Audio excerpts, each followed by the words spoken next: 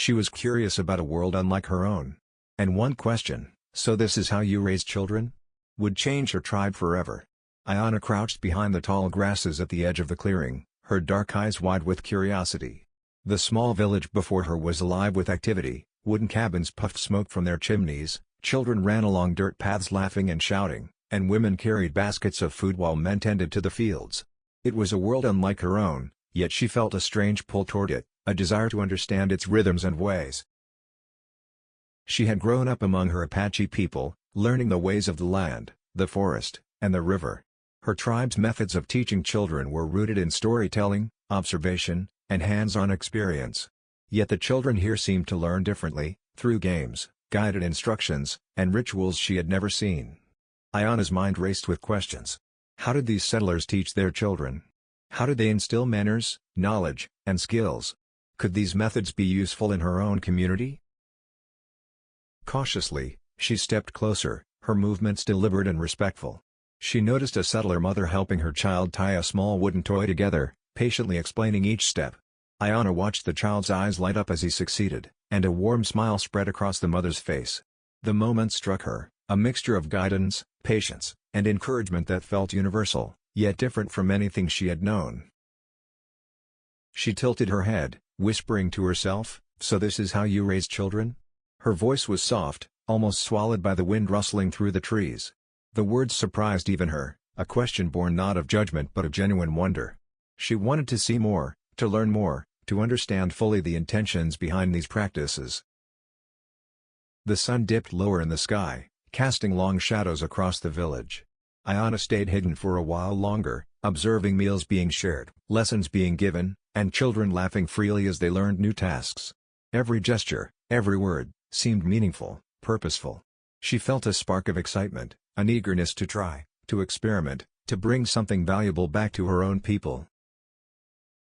By the time the moon began to rise, Ayana had made a silent vow. She would approach these strangers, learn what she could, and explore how their ways might help her guide the children in her own tribe. With a final glance at the glowing village, she slipped back into the forest, heart pounding with anticipation and wonder, ready for the journey that lay ahead. The next morning, Ayana crept closer to the village, her steps careful but filled with curiosity. She observed the children playing a game she had never seen before, laughter ringing through the air. Mothers called gently, correcting missteps, guiding hands, and praising efforts. Each gesture seemed deliberate, purposeful, and yet infused with warmth, a combination that fascinated Ayana. Gathering her courage, she approached a small group near a cabin. Her voice, soft but steady, carried a mixture of respect and wonder. "Excuse me," she said, stepping into view. The children paused, glancing up at her dark hair and colorful tribal markings. The adults tensed, suspicion flickering in their eyes. Ayana raised her hand slightly, a sign of peace, and smiled. I wish to learn. How do you teach your children?" The mother of the youngest child, a kind-faced woman named Margaret, studied her for a moment. Then, sensing her sincerity, she nodded. "We guide them with patience and example. Would you like to see?" Ayana's heart leapt. She followed Margaret into the cabin, watching as she patiently helped her children complete small tasks, threading beads, stacking blocks, and tying shoelaces. Margaret explained each step carefully, speaking gently and allowing the children to attempt it themselves before offering guidance. The children responded with attention and excitement, eager to succeed under the watchful, encouraging eyes of their mother. Ayana asked questions, her voice hesitant but eager. How did they encourage focus without punishment? How did they balance freedom with discipline? Margaret answered thoughtfully, demonstrating techniques while emphasizing kindness and respect. Each answer deepened Ayana's understanding. She took mental notes, imagining how similar methods might be adapted to her tribe's traditions, blending respect for elders with interactive guidance. By mid-morning, Ayana was gently invited to try herself. She guided a small child in threading beads, mimicking Margaret's patient tone and gestures.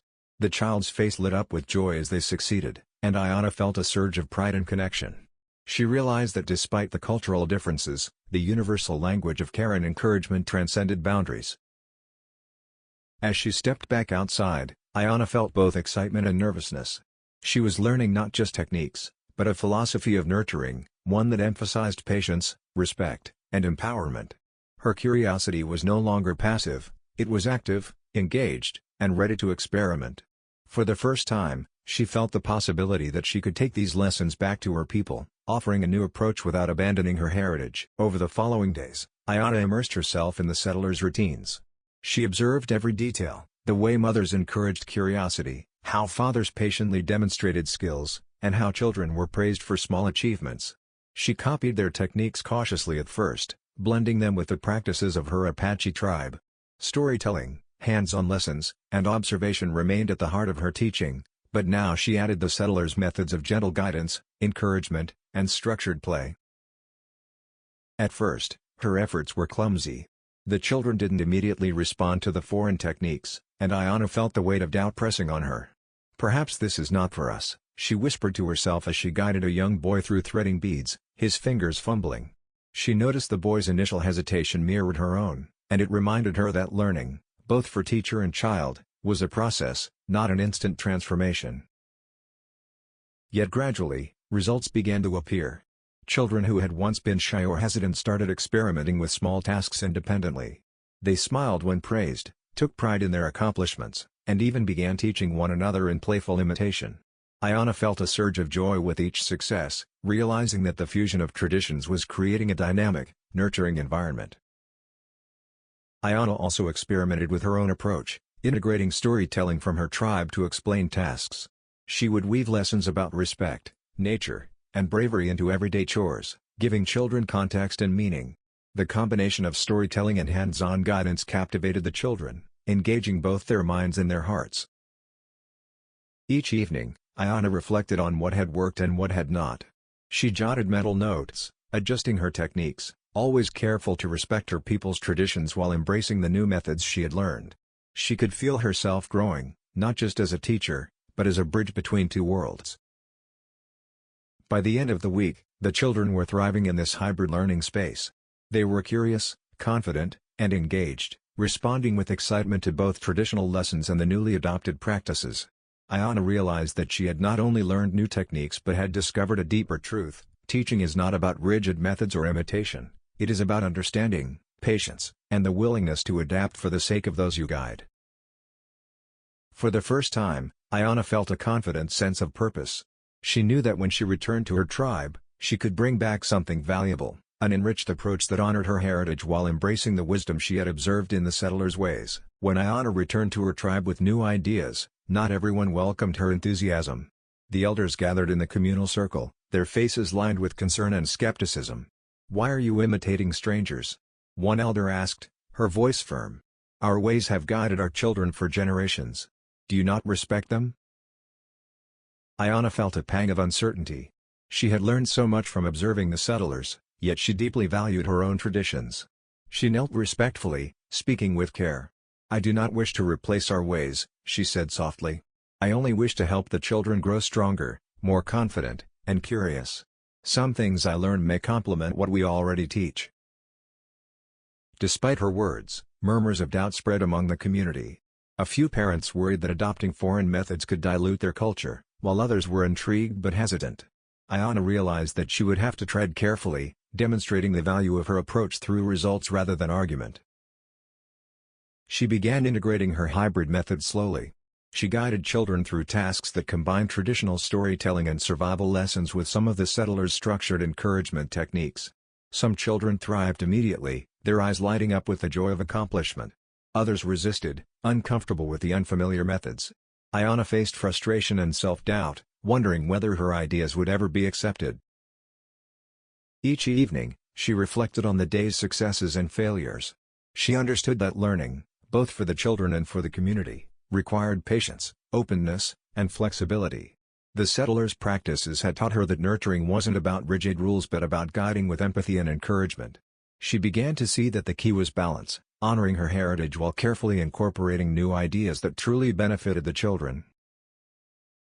Gradually, some elders began to notice the children's growing confidence and curiosity. "Perhaps there is value in what you are trying," one remarked, a hint of respect in her voice. The change was subtle, but it reassured Ayanna that persistence, humility, and careful reflection could bridge worlds without erasing them. By the end of this period, Ayana had learned as much from her tribe's initial resistance as from the settlers' practices. She realized that true innovation required not only observation and experimentation but also wisdom, patience, and respect for the roots from which one comes.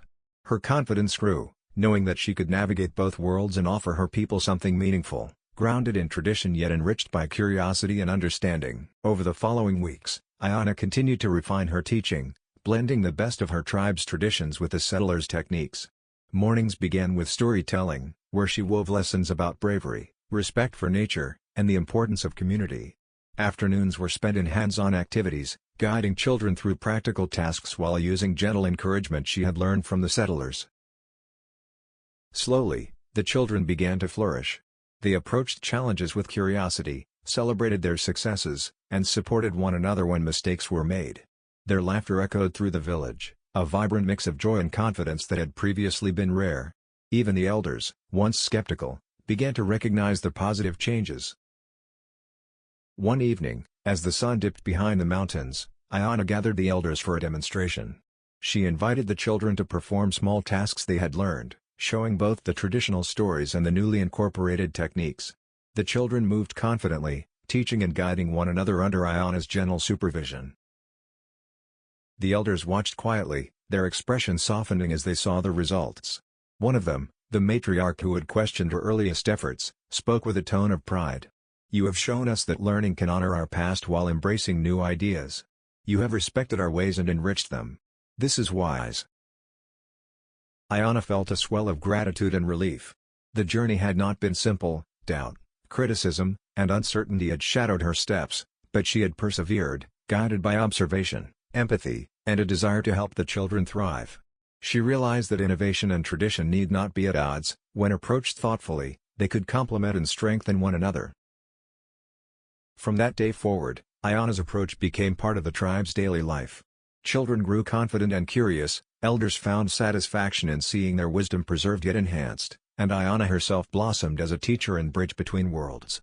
She had learned the settlers' ways not to replace her own, but to enrich them, creating a nurturing environment that honored the past while preparing the next generation for a brighter future. As the stars appeared in the clear night sky, Ayana stood watching the children play, laughter filling the air. She understood, at last, that true wisdom comes from embracing both what is familiar and what is new, and from courageously sharing that knowledge with those who will carry it forward.